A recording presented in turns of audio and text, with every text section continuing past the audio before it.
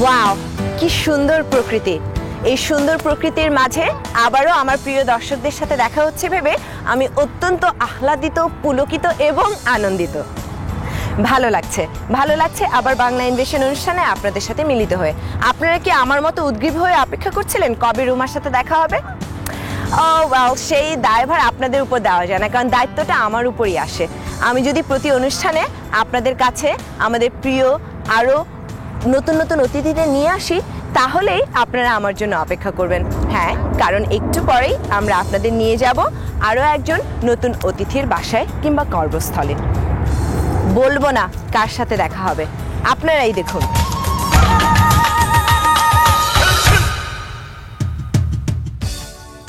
The big আপল, বিশ্বের অর্থনীতির শহর এই নিউ ইয়র্ক সিটি। আর এই নিউ ইয়র্ক সিটিতে বসে যারা বিশ্ব অর্থনীতির কথা ভাবছেন, তারা তো অবশ্যই প্রশংসার দাবি রাখেন। আমরা কথা বলছি এমন একজন বাংলাদেশির সাথে আজকে, যিনি এই নিউ ইয়র্ক সিটিতে বসে বাংলাদেশের অর্থনীতির কথা ভাবছেন। হ্যাঁ, অর্থনীতিবিদ এবং লং আইল্যান্ড ইউনিভার্সিটির অর্থনীতির প্রভাষক মাহফুজ চৌধুরীর সাথে আজকে আলাপ হবে বাংলা ইনভেশনে।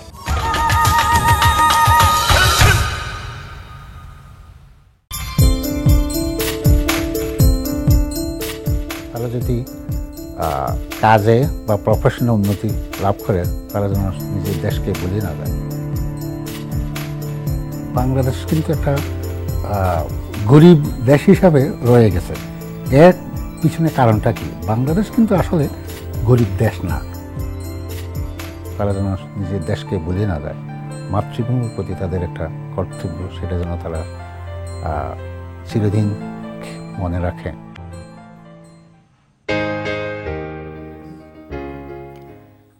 যারা বাংলাদেশের সামাজিক, রাজনৈতিক এবং অর্থনৈতিক ইতিহাস অনুধাবনের জন্য আগ্রহী, তাদের কাছে বাংলাদেশে অর্থনৈতিক শোষণ একটি উল্লেখযোগ্য হ্যান্ডবুক। বাংলাদেশে অর্থনৈতিক শোষণ, মাহফুজ চৌধুরী। এই বইটি আমি এর আগেও পড়েছি, বাংলা ভার্সন এবং ইংরেজি ভার্সন দেখেছি। তখন থেকে এবং আমার বন্ধুবান্ধবদের সাথে আলাপ করে, আরও ছাত্রছাত্রীদের সাথে আলাপ করে আপনার সাথে পরিচিত হওয়ার আমার অনেক ইচ্ছে ছিল। পরে যখন বাংলা ইনভেশনের সাথে জড়িত হলাম, ভাবলাম যে you must be a guest in my show. আপনার সাথে আজকে আমি শুধু গল্পই করব।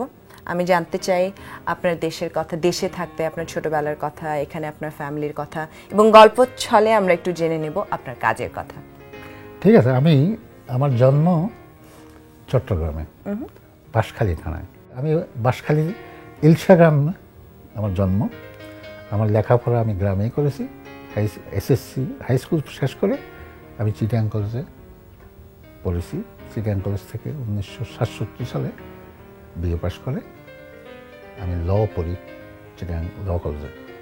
আচ্ছা, ল কলেজে ভর্তি হওয়ার কারণটা হলো আমার দাদি এবং আমার আরও আত্মীয় স্বজনরা, আমার আব্বাও চাইছিলেন যে আমি একজন উকিল হই। উকিল হওয়ার পরে তখন আমার কিন্তু একটা বহুদিনের স্বাদ ছিল, যদি উকিলই হই তাহলে আমি ব্যারিস্টার হব। আমার দাদি তখন ব্যারিস্টার বলতে পারতাম না, কারণ কোনোদিন লেখাপড়া করেন। উনি এটাকে বলতেন ছাটগিয়ে বসায় বালস্টর। উনি সবাইকে বলতেন আমার নাতি বালস্টর হবে। এটাই হলো আমার দাদির ইয়ে। তো বালস্টরি পড়তে লন্ডনে গিয়ে আমি কিন্তু খুব রেশিয়াল ইয়েতে পড়েছিলাম। তখন আমাদেরকে 1968-এর দিকে ফাঁকি করে ইংরেজ ছেলেরা, মেয়েরা না, রাস্তায় হকি স্টিক দিয়ে আমাদেরকে মারত।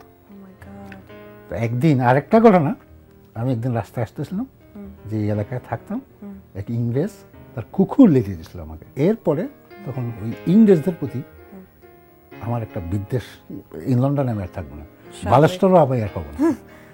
আমার মনে হয় সবার জীবনে এর ধরনের একটা ছোটখাটো ঘটনা থাকে। কেউ হয়তো ছোটবেলা থেকে ডাক্তার হবে ভাবে, পরে ফিল্ম মেকার হয়ে যায়। আমি যেমন সবসময় ভাবতাম যে আমি বড় হয়ে আর্কিটেক্ট হব, কিন্তু হয়ে গেছি বাংলা ইনভেশনের হোস্ট। আপনি ব্যারিস্টারি পড়া থেকে কি করে ইকোনমিক্সে এলেন? প্র্যাকটিক্যাল লাইফে ইকোনমিক্সের তো একটা ভূমিকা আছে, ইউ নো দ্যাট। চাকরির জন্য ইকোনমিক্সে দেখতে হলে চাকরি পাওয়া, ব্যবসা বাণিজ্য, যে কোনো কিছুর জন্য ইকোনমিক্সের প্রয়োজন তো আছেই। তখন আমি ডিসাইড করলাম ইকোনমিক্স পড়ব। কিন্তু পরে আমাকে নিজের কর্মসংস্থানের ব্যবস্থা করতে হয়েছে, এখন এখানে তো আর টাকা পয়সা দেশের থেকে আনি চলার মতো অবস্থা নেই। আমি প্রথম চাকরি নিই ক্লারিক্যাল জব হিসেবে। ক্লারিক্যাল জব হিসেবে নেওয়ার পরে এটার পিছনে একটা কিন্তু ইতিহাস আছে। প্রথমে তারা আমাকে চাকরি দিতে চায়নি। আমি তো শিখেছি ব্রিটিশ স্টাইলের ইংলিশ, আমেরিকান স্টাইলে কিন্তু অনেক তফাৎ আছে। আমি সেক্রেটারি, আমার যে সেক্রেটারি ছিল একদিন থাকে কথায় কথায় একটা কথা বলতেছিলাম, স্কেজুয়াল আর শেজুয়াল। আমি যখন তাকে শেজুয়াল বলি সে কিছুই বুঝে না। যখন তাকে বানান করলাম, বানান করতে সে বলছে, ও দিস ইজ স্কেজুয়াল, ওই কিপ সেইং শেজুয়াল শেজুয়াল। তো এই যে কথাগুলি তো ওগুলি আমাকে অতিক্রম করতে হয়েছে। অফকোর্স শিখেছি, আস্তে আস্তে রপ্ত করেছি। তারা যখন দেখলো যে আরে এই লোক মানে অ্যাকসেন্টে কথা বললে কি হবে, but he knows how to communicate through correspondence, তখন তারা দেখলো যে না ঠিকই আছে। আমি তো বলবো যে আপনার যোগ্যতার পাশাপাশি আপনার ভাগ্যও ছিল, কারণ এখন আমরা দেখতে পাই বাংলাদেশ থেকে অনেকে শিক্ষিত, উচ্চশিক্ষিত, এমনকি বাংলাদেশে ভালো ভালো চাকরি করতেন, তারাও এদেশে এসে অড জব করতে হচ্ছে জাস্ট ফর দ্য লিভিং। কিন্তু আপনি এসেই একটি ভালো কোম্পানিতে ভালো ক্লারিক্যাল জব পেয়েছিলেন। ইট ওয়াজ ওয়ান্ডারফুল অ্যাকচুয়ালি। একদিন আমার এক কলিগ সে একটা চিঠি লিখতেছিল তার বিদেশি এক কাস্টমারের কাছে। তো চিঠিটা টাইপিস্ট টাইপ করে ভুলে আমাকে দিয়েছে, মানে আমি চিঠিটা পড়ে দেখলাম ওখানে গ্রামাটিক্যাল অনেক ভুল। তো সে ভুল করছে সেটা তার বলতে পারে না। তখন সে ওটা নিজের পার্সোনালি নিয়ে আমাকে কটাক্ষ করে বেশ কিছু কথা বলল। তখন সে আমাকে এদেশীয় টোনে, lousy foreigner, you going to tell me how to write English, ওটা যখন বলছে তখন আমি চুপ করে গেলাম। এখন তাকে কিভাবে সামলায়। সেক্রেটারি কিন্তু এই কথাটা শুনছে। শোনার পরে সে ওই চিঠিটা নিয়ে সাথে সাথে আমার ম্যানেজারকে দেখাচ্ছে। আচ্ছা, ম্যানেজারের চিঠিটা দেখে তখন তো বুঝতে পারছে যে হ্যাঁ I am right, he is wrong. তখন তাকে সাথে সাথে ডেকে জিজ্ঞেস করছে, এই Bob, what kind of English you wrote? He says, why? This is all, this is, he told you this is wrong and this is, you are wrong. He is right. Go right now, apologize to him. তখন সে আসলো, বলছে, Mahfuz, I am really sorry, but tell me, where did you learn English? আমি পড়েছি সম্প্রতি আপনার একটি article বের হয়েছে যেটা আসলে আমাদের মাননীয় প্রধানমন্ত্রীর দৃষ্টি আকর্ষণ করেছে, এবং তিনি আপনার সাথে সাক্ষাৎ করতে চাচ্ছেন বাংলাদেশের স্বাস্থ্যকর্মীদের কি করে বিদেশে আরো ভালো কর্মসংস্থান করা যায় এই ব্যাপারে। তো আপনার আর্টিকেলটা সম্পর্কে একটু আমাদেরকে বলবেন? বাংলাদেশ উন্নয়নশীল দেশ হিসাবে বাংলাদেশের যে অর্থনৈতিক সমস্যা এখন, তার মধ্যে প্রধান সমস্যা হলো বেকার। বাংলাদেশে এখন কিন্তু সারা ওয়ার্ল্ড ব্যাপী প্রত্যেকটা দেশে, প্রত্যেকটা কন্টিনেন্টে বাঙালিরা এখন ছড়িয়ে পড়ে গেছে।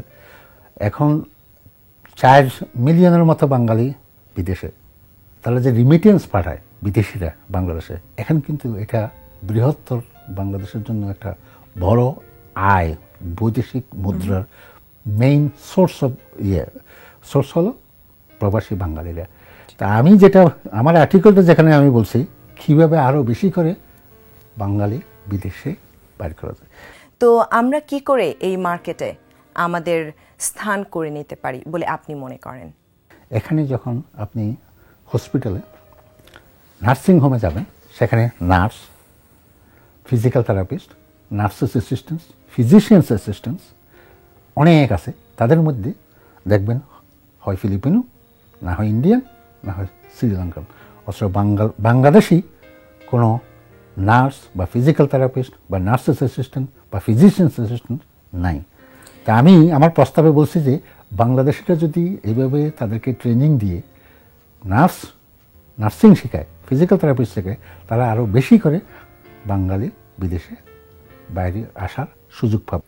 আমরা জানি আমেরিকাতেও নার্সদের এবং বিভিন্ন স্বাস্থ্যকর্মীদের অনেক ডিমান্ড রয়েছে, কিন্তু এদের এডুকেশন লেভেল অনেক হাই, স্ট্যান্ডার্ডটা অনেক হাই। কিন্তু বাংলাদেশে আমরা জানি যে এতটা হাই স্ট্যান্ডার্ডের পড়াশোনা হয়তো নেই।